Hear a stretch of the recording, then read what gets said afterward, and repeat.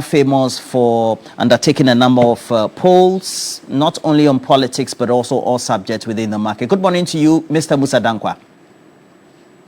Yes, good morning to you. Yeah, and this subject matter of the narrative, the campaign, so to speak, for Akwatia, how crucial is this? I mean, are the stakes really high, as we tend to be seeing on Facebook particularly, or even X, or even worse on Twitter, because those are videos where people share opinions, and sometimes the language is unregulated, so to speak, very vulgar. Right, thank you very much for having me. It's Akwatia critical. I think for the NDC, it is not. They don't need Akwatia to do anything in government. But for MPP, yes, they need to win Akwatia. They must win Akwatia. They can't afford to lose Akwatia in the midst of this restructuring and reorganization. So for them, Akwatia is a must. And Akwatia is a must also because they need to start putting some brake on NDC's popularity, and Akwatia could offer them the chance to do that. How's it looking like? Both candidates in the run-up to this, what type of message have they been selling? I saw the MPP candidate saying that Akwatia is a mining town, and so the conversation should be premised around what the needs of the people are, what policy advocacy for the sector would be. It's being misconstrued to mean that he's talking about mining, and then because there was a tirade, or he made a comment that it's not law we're talking about when it comes to Akwatia, so to speak. How is that influencing opinion in the run-up to this? No, Roland, if you look at the polls we conducted recently in Akwatia, the top 3 issues were development projects, cost of living, and education. And then you have Galamsey distance 4th. Now, he has chosen to pivot on Galamsey mining because that's what he thinks his strengths might be. But even on Galamsey, it doesn't cut across the entire constituency. There are certain electoral areas where Galamsey for them is a do or die affair. If he was making those comments in those areas, then he is on point. Okay. But if he's making this comment across the constituency, then that could backfire, because elsewhere the top issues were development, cost of living, and quality education. And if he doesn't address that, if he doesn't address those issues, then I don't know how he's going to win.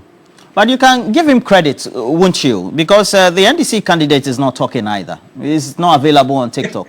So at least he's been the one talking, and he's the one we're listening to. Well, I've not been following the campaign quite strictly on the ground. My guys will be going there this Wednesday. I will probably have more feedback when they are done. Okay. But so far, I mean, TikTok, sometimes it's the algorithm that makes you see what you want to see. Maybe the algorithm is not allowing to see the NDC candidate. But I don't think he might be quiet. Even he is quiet, his party will not be quiet on social media. No wonder I've seen Julius Debra, the chief of staff, and everybody else seem to be flooding the constituency, giving some considerations to what their needs are, even making promises, etc.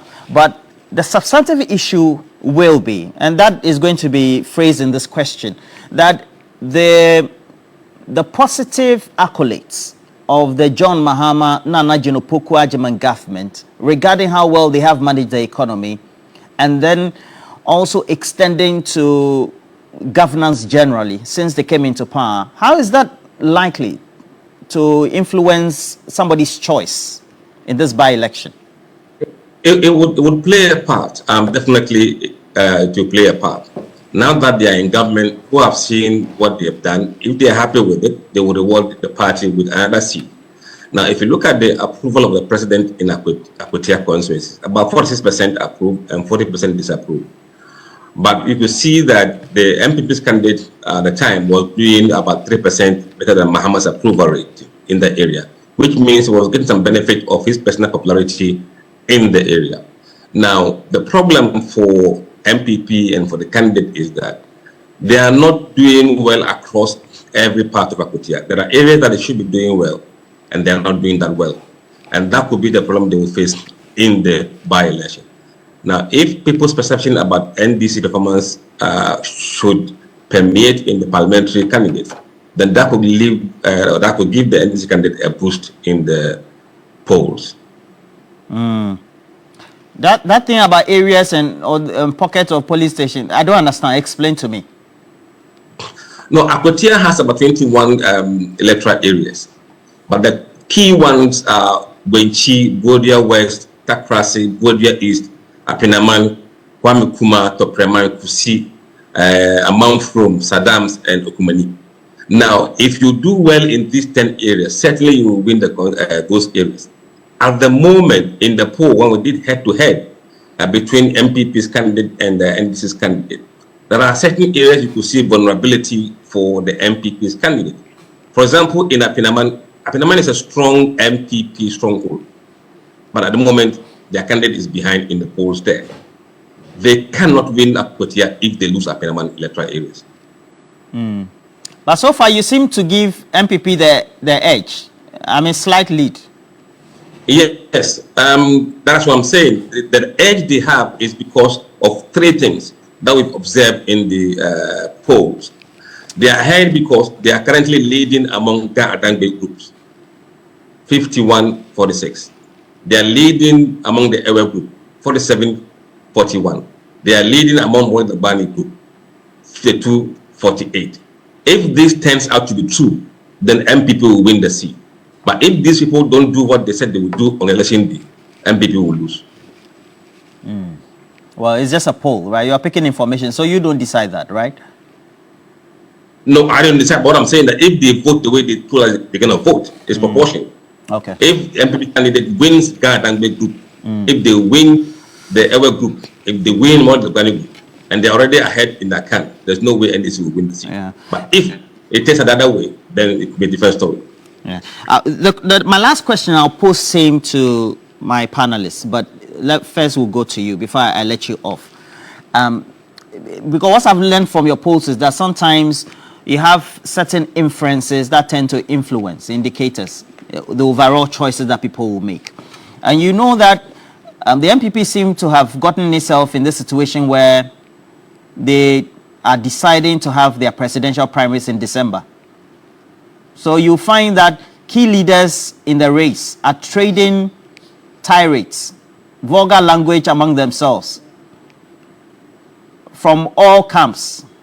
I call it, I'm using the local parlance in Accra, Bose Bas. All right?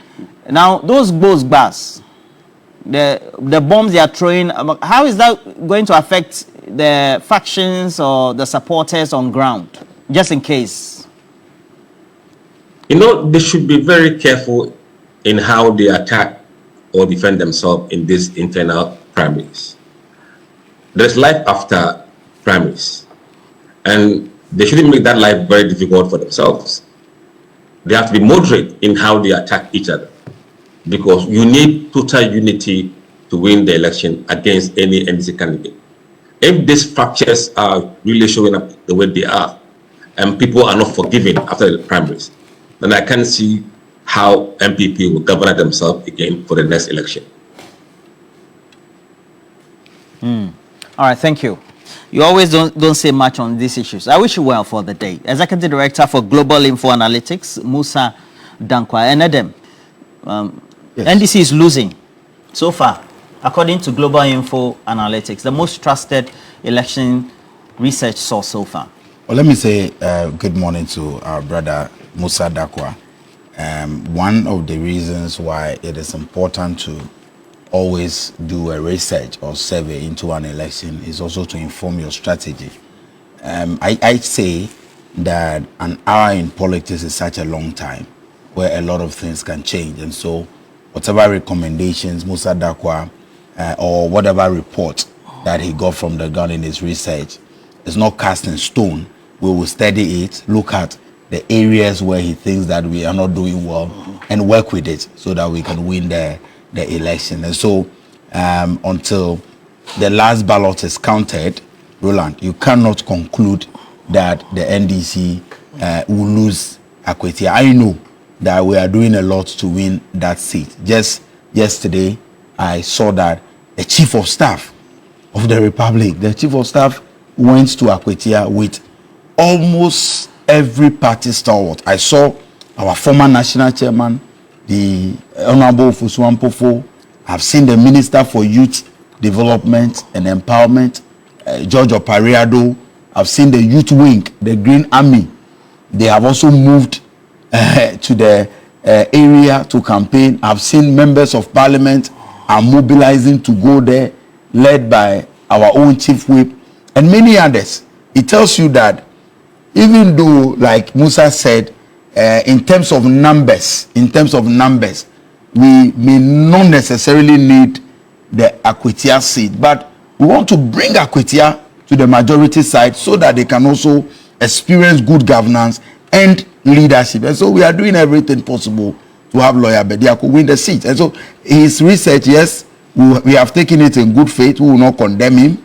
We have seen that over the period, he has done a great job in maintaining credibility with his polls.